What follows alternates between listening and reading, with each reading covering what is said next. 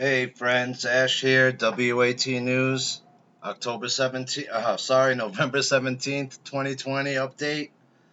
I caught a couple of big stories came out that really caught my eye, so I figured I would make another video. Um, the first one was Michigan's largest county fails to certify election results over absentee ballot concerns. Decision by the Wayne County Board of Canvassers injects new drama into a legal fight waged by President Trump's campaign in several battlegrounds. And there's a video here, so let's play that with, that's John Solomon, right? Yeah, I think. Sorry, John. Yeah, it's John. So let's play that. The Board of Canvassers refused to certify the election results in Wayne County. And so if the state follows suit and does not certify their election results in Michigan, which they shouldn't, we have been advocating for that every legal vote should count and should be counted fairly, then this could impact the ultimate result that then the state legislature would then convene to cast their vote and determine who is selected on the slate of electors. So that's the constitutional process, and that's what the Constitution provides so that the people are not disenfranchised from their voice if and when there is corruption or foreign influence or any other problem with an election. Wow, that is some big news. We got to absorb that. I mean, this is the largest voting center in Michigan. It's centered around Detroit. It's the place that just a few days ago we heard the extraordinary testimony of Jesse Jacobs, the longtime civil servant, who said, "I worked in the election center for weeks and I saw my own colleagues and I was instructed myself to backdate ballots illegally." Do you think her testimony and some of the other things that were going on there played a role in this momentous decision tonight? I think so, and I think this is a very fair and constitutionally appropriate result there in Wayne County, and I'm very proud of this Board of Canvassers for making this decision and kind of getting out in front on this and saying we need to slow down. We cannot certify results that we don't know are accurate. That is what all of these states that we have such irregularities. We have the watchers, the observers that were being denied meaningful access to see the ballots, where these ballots were counted in secret. We have all of these claims about Dominion that's been changing the ballot results, this so-called glitch. I mean, all of these things we want to make sure we get to the bottom of, but the Democrats are the ones that are trying to just push Joe Biden into the Oval Office and just say, no, we just want to pretend that everything here was fine. They don't want to get to the bottom of this, fact find, and actually get to a true and genuine result. All right, so you could see that, that's a pretty huge deal right there. I mean, that's one of the largest counties in the state. I think there are many people in this country. They can't certify, they won't certify the Board of Canvassers because of that reason. So that's a big deal. There's another big story coming out of Georgia. They found more votes. Second Georgia county now finds previously uncounted votes. This is coming out of Newsmax. A second Georgia county has uncovered a trove of votes not previously included in election results, but the additional votes won't change the overall outcome of the presidential race, the Secretary of State's office said Tuesday. A memory card that hadn't been uploaded in Fayette County, just south of Atlanta, was discovered during a hand tally of the votes in the presidential race. It stems from part of a legally mandated audit to ensure the new election machines counted the votes accurately, said Gabriel Sterling, a top official in the Secretary of State's office.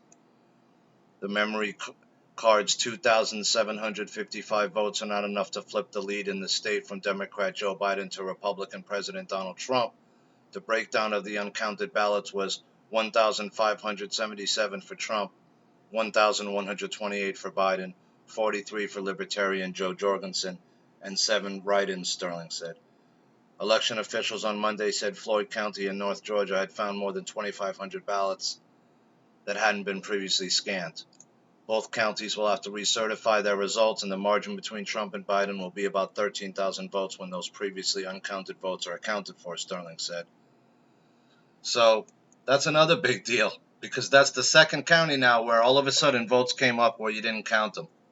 One was you didn't scan them, you said. The scanner broke. Now these were on a stick. that apparently was never uploaded into the system with votes for both parties on it. So how many more sticks are out there that weren't uploaded into the system? How many more,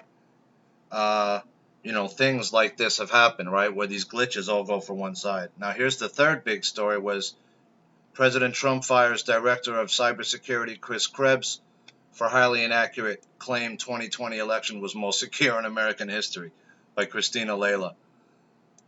So yeah, this guy was on the chopping block for sure. I mean, he's making these outrageous claims when all this evidence is coming out and allegations of fraud are coming out.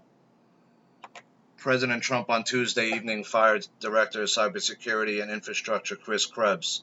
A few days ago, CISA Director Chris Krebs rebuked President Trump's claims that votes were deleted and changed by voting machines and tabulation software.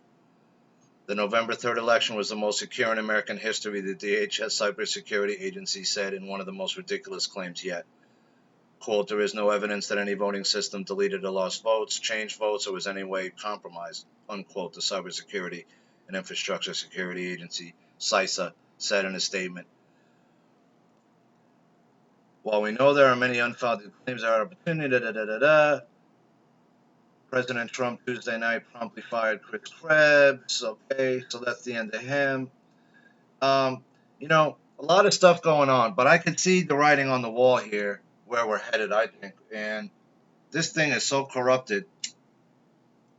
How the hell can you certify this thing? I don't see how anybody can. I mean, look, that one county in Michigan already saying we can't. There's going to be so many ballots in some of these counties. I mean, if you have over 100% turnout, or if you have more people voting in the county than there are people in the county, and I think that's happened in some counties, and all these other things. I mean, how many of these things have to happen before, like the Supreme Court's going to look at this and say, well, yeah, you just laid out like 65 different things that happened, vote switching, votes, fake votes coming in, this, that. How many things does it have to be before the Supreme Court's going to say, yeah, we can't certify this, man. This has to go to the House. And then you're in that 12th Amendment scenario like I was talking about. And if it's that scenario, it's a state by state. Every state only has one vote. And I think Trump has Republican states have the majority there. They're going to have enough to do it. And I think the Democrats know it. That's my take on it. I'm just a guy giving his opinion, but I can see how it could only play out a couple of different ways, right? They'll either throw out all these bad votes in each state if they can identify how many bad ones there are. But how can you when they're flipping votes, when there's an algorithm in there? You don't know how many. I mean, if they can somehow use the Kraken computer, and that was the thing, right? The Kraken computer was the Cray computer is called the Kraken. And when somebody was talking about the CUE board, they said, oh, Durham is not for the Durham report. Durham is where Sidney Powell's from Durham, North Carolina. So if Sidney's from North Carolina, then she's the Kraken in a sense, but not the Kraken. They're going to unleash the Kraken supercomputer to look through all the ballots, and then, that will be able to look and see if there's irregularities too. Plus, we don't know yet still if watermarks were used and other things, right? So, like, there's a whole bunch of stuff's going to come together now. And I think they're going to be able to prove really conclusively that there was fraud here on multiple levels, and not just with the data, but with other stuff. So if that's all true, and we don't know that yet, but, we could see the writing on the wall, right? These guys are trying to say it was the most secure. Well, if it was the most secure, then why is New York still not called? Why are, closed? Why are all these states still haven't fully counted? Why are ballots showing up and numbers are changing and flipping and, there's 50 things, man. I mean, come on, how can you say it's the most secure? It's far from the most secure. It's not even secure. So, this is a long time coming, like I was saying before in my videos, not to rant too long, but, and we have to go to the quantum system because, as you can see, there's so many ways to rig this thing. And like I said in one of my other videos, this thing is not a voting system. Like X22 is saying that too. It's a rig package. That's what I think. It's a rig package, and it's in the perfect package because it's all dolled up. They got the votes all counted, everything. And if I recall, somebody was talking about this CISA, that Dominion and these guys were like on the board of that somewhere. Like they were actually sitting on a board where that was supposed to be looking at, of people that were supposed to be looking at election security, and these people are rigging it. And this company is possibly rigging it. So go figure on that. That's really all I had right now. Those three big stories. We could check Gateway real quick again. I thought there was a couple of other things on there that looked weird. Board refuses to certify Wayne County, Michigan, Detroit election results. It's a huge thing. This was the other story. Huge election security expert finds Michigan results a complete fraud. Current machines do not have capability to count the mass dumps for Biden in reported time period. Russ Ramsland of Allied Security Operations Group joined Lou Dobbs on Tuesday night. This was the video I wanted to watch. It's on here. All right, so let's watch this Lou Dobbs, and then I'll let you guys go to sleep or hang out or do whatever you do on your evening home. I'm stuck here in New York, but most of the bars you can't go to, and I don't drink, so what's a dude to do, right? Do some news reports and try to take the man down, take the forces of evil down, and get our freedom back. Let's see what Lou Dobbs has to say. Security Operations Group. Russ, thanks for being with us. We know that you're busy working with a citizens coalition trying to work through what happened on November 3rd and why, particularly when it comes to the use of the electronic voting machines, the election companies involved, including Dominion, of course, and the software involved. Let's start with what you now have found and what you suspect. Well, good evening, Lou. I appreciate being on. We've been out looking mostly at Michigan. We're getting ready to start turning our sights towards Pennsylvania and Georgia. The things that you find in Michigan are amazing. There are over 3,000 precincts where the presidential votes cast compared to the estimated voters from the SOS is 99% all the way up to 350%. Those kind of numbers don't exist in the real world. So where did all those votes come from? And in looking at that, we've gone back and we've looked at some of these huge vote dumps that were mostly Biden. We call them spikes. We've gone back and traced the spikes. We've seen where they were cast. They're primarily in 4 counties. We've looked at how long it took to cast those votes. And we've looked at the equipment that exists at all those locations by serial number. And the fact of the matter is, we can't see any physical way possible for some of those votes to have been in those kind of numbers because they just don't have the equipment that could produce it in that time. And that equipment that you're referring to, the national focus is right now on Dominion. Are you talking principally about the Dominion machines and software that are employed in 28 states, including many of those battleground states?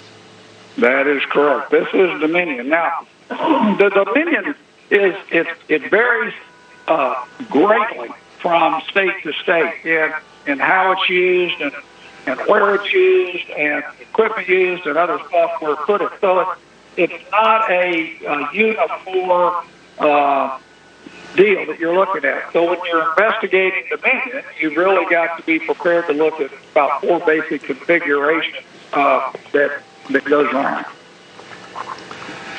And right now, do you believe that you are aware of sufficient evidence to bring forward in court, and that it would have an immediate impact on the court? And would it be persuasive in your judgment? Would it be persuasive to the American people with what you now know and what you suspect? Yeah, I do. It's very hard evidence. This is not some theoretical mathematical model. This is very hard evidence. And most, depending on which piece we're looking at, it's anywhere from probably 225,000 votes to over 400,000 votes that you would have to say are more than highly questionable. And that alone should convince the judge, I would think, that they needed to take a hard look at this election, because there is just no way that this election came off the way it's been portrayed. This thing was a mess from top to bottom, and we think that there is a stunning amount of fraud buried in this election. And Russ, to put this in some context, Russ Ramsdale was, in point of fact, warning about this very outcome in the days and weeks preceding the election. He did not turn to this issue, this corruption, this political corruption of our electoral system after the fact. He was warning everyone, and almost no one would listen to Russ. Russ, what are your thoughts now, given your warnings and what you have found? Does it bear out precisely or approximately what you thought would occur with these machines and this software? Oh, yeah. We started trying to get people's attention to this 8-10 months ago, and the response was always, oh, no, we got this covered. We got it. And we couldn't see that anyone had this covered, and sure enough, no one did. Looks to me like they all got caught very flat-footed, and as you might imagine, Lou, suddenly I'm a really popular guy, but I wasn't popular 2 weeks ago. Well, Russ, I'm sure you're just being modest. I can't imagine you not being popular. You are certainly doing the Lord's work, and we appreciate it, Russ. Thanks for your time and your continued. So that's a big deal, man. I mean, this thing's falling apart by the minute. I could see the writing on the wall, and yeah. So this thing is beyond, I mean, that's just my view of it, but this thing's beyond being able to be fixed. I don't see how you could get all the ballots out. I mean, he's talking 350% in some of these places. That means you're injecting like a lot of extra ballots in there, man. So they're going to be throwing out a whole lot of stuff, and maybe that's what they'll do. They'll just be able to say, well, all these are fake, and we know they are because there's no watermark in it or whatever the story is. We'll have to figure it out, but I don't know. I think Trump's got the cards either way, because the founding fathers were smart, man, when they wrote the Constitution. That's one of the most ingenious documents ever written, because it looks out for every eventuality, like things like this, like what if one group of people who are lusting for power somehow manage to rig the vote, and then it goes to the Supreme Court, and the Supreme Court can't sign off on it because it's too tainted and it's too much fraud involved. What do you do then? Well, they have a plan for it. It's called the 12th Amendment, dude. I didn't even know about it. I started looking into it more. And each state gets one vote, so it takes the power away from the bigger states that have more population, like California, and it makes the playing field more even again when there are certain cases come up like this, so that certain states can't abuse their power because some states, they get more money, right, because they have more population, right? So Montana won't get as much money as New York because New York has way more people, right?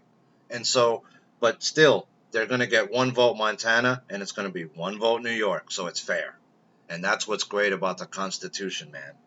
It's a document that there's no other document ever created on earth that's like it.